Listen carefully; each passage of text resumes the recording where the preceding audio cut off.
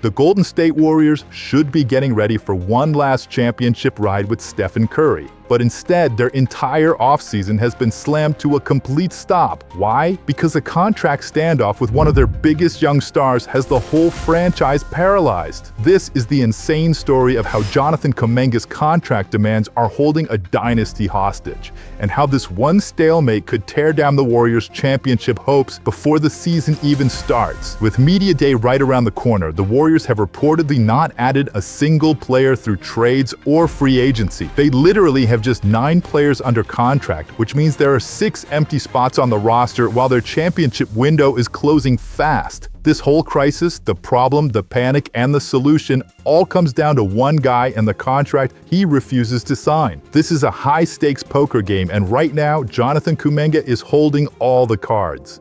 The problem? A standoff of control and cash. At the heart of all this is a massive disagreement between a young player who's betting on himself and a front office that's desperate to keep its options open for the future. Jonathan Kuminga is a restricted free agent, and he's the first domino that has to fall before anything else can happen. The Warriors have apparently thrown multiple offers his way, including a 2-year $45 million deal and an even bigger 3-year $75.2 million contract. But the devil's in the details. Both of those offers came with a team option on the final year, and that's the deal breaker. A team option gives the Warriors all the power. They can keep Kuminga if he blows up, or cut him loose if he doesn't, with zero long-term risk. Kuminga and his agent are fighting back, demanding a player option instead. A player option would flip the script and give Kuminga all the control, letting him opt out to hit the free agent market early and cash in if he becomes a superstar. This battle over one single clause, team option versus player option, has created a total logjam. The Warriors can't even use their financial tools, like the taxpayer mid-level exception, until Kuminga's final salary is locked in. This has left a line of veteran free agents in limbo. Al Horford is waiting. D'Anthony Melton is waiting. Gary Payton II is waiting. Even Steph's own brother Seth Curry can't sign a thing. All of them are being held hostage right alongside the front office. With an October 1st deadline for Kuminga to just take his qualifying offer, the Warriors are walking a tightrope with a roster that isn't even half full. Agitation, the ticking clock, and a painful ghost of the past. So why does this one contract matter so much? Because for the Warriors, every single second counts. Stephen Curry is 37 years old. The team just made a huge move to get Jimmy Butler, who is also on a massive contract. The timeline is crystal clear. They have a 2, maybe 3-year window to win another championship, and that's it.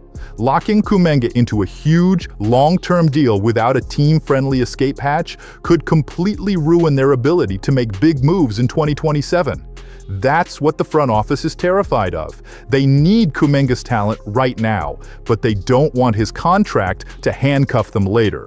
The players, though, they see things completely differently. The veteran core, including Curry, Butler, and Draymond Green, have all reportedly reached out to Kuminga to try and get a deal done. They know their shot at a title depends on having elite young guys like him on the court. This has created some serious tension between the front office's long-term money plans and the locker room's desperate need to win now. And the signs of a fracture are already showing. Kuminga was reportedly the only player to skip a recent minicamp in San Diego hosted by Jimmy Butler. When the team is trying to unite for a championship run, their future star isn't even in the building. And this whole mess is haunted by the ghost of Klay Thompson. Seeing a franchise icon leave because of failed contract talks was a painful, fresh wound. Klay's role was cut. He was moved to the bench, and the final offer was seen as a slap in the face. He ended up on the Mavericks, and just like that, the Splash Brothers era was officially over. Now, as the Warriors haggle with their next great young player, you have to wonder, are they about to make the exact same mistake all over again? The scenarios, 3 doors to the future. As the deadline gets closer, this can all end in one of 3 ways, and each one could completely change the future of the dynasty. Scenario 1, the compromise. The most obvious outcome is that someone finally blinks. The Warriors could just offer a fully guaranteed 2- or 3-year deal with no options attached. Reports suggest Kuminga's camp would probably take that deal. This gets Kuminga signed, ends the paralysis, and finally lets the team sign all the veterans they have waiting in line. This path gets the team ready for the season, but it's a shaky truce. The Warriors would get Kuminga on a tradable salary, but it also means the front office completely caved. It solves the problem for today, but it just kicks the can down the road and sets up another huge fight when this shorter contract is up. Scenario 2, the nuclear option, the qualifying offer. This is the most dramatic nuclear option.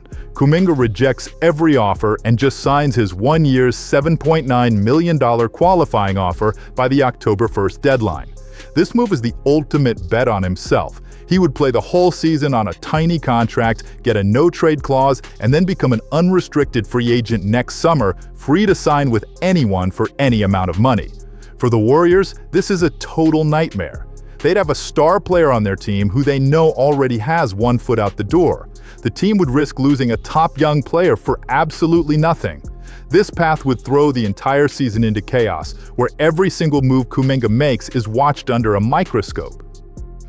Scenario 3, the unlikely lifeline, the sign-and-trade. The third door, a sign-and-trade, is looking less and less likely by the day. This would mean Kuminga agrees to a new contract with the Warriors only to be immediately traded to another team. Golden State has reportedly looked into it, with teams like the Sacramento Kings showing interest, but they've shut down most of the offers. In fact, recent reports say any chance of a sign-and-trade is now virtually over. The Warriors' asking price was sky high, and they weren't biting on the packages offered. By holding on to Kuminga, the Warriors are saying they think he's essential, but by failing to sign him, they're letting their entire offseason get taken hostage. They've backed themselves into a corner, and they can't move forward with him or without him. The Golden State Warriors are trapped. They're a team built to win now with a legendary core in its final years, but they are completely frozen by a contract war with the player who is supposed to be their future. This isn't just about money. It's about control, power, and the impossible balancing act of trying to win a championship today without torching your entire future for tomorrow. The Klay Thompson situation proved this front office will make ruthless, cold-blooded decisions. This standoff with Jonathan Kuminga is their next big test. Whatever they decide will not only shape their roster for this season, but will define the final years of Steph Curry's legendary career. The clock is ticking, the roster has 6 empty seats, and an entire dynasty is waiting for one player to make a move. What do you think the Warriors should do? Give Kuminga the contract he wants? Call his bluff on the qualifying offer? Or get back on the phone and find a trade? Let me know your solution in the comments. And if you want more deep dives on the biggest stories in the NBA, make sure you like and subscribe.